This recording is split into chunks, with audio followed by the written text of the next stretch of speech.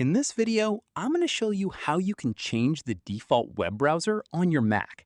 So if you want links to automatically open in a different browser, this tutorial will help you do that.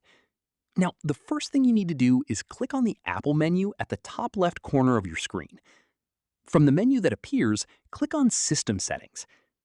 Once you're inside System Settings, scroll down and click on Desktop and Dock.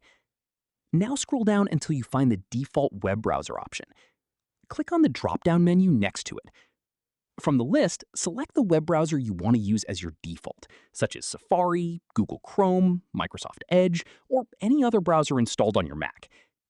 Once you select your preferred browser, the change will be applied automatically, and any web links you open will use your new default browser. So it's really as simple as that, guys. If you did find this video helpful, then let me know in the comments. Make sure to like the video and subscribe for more Mac tutorials. And I'll see you in the next one.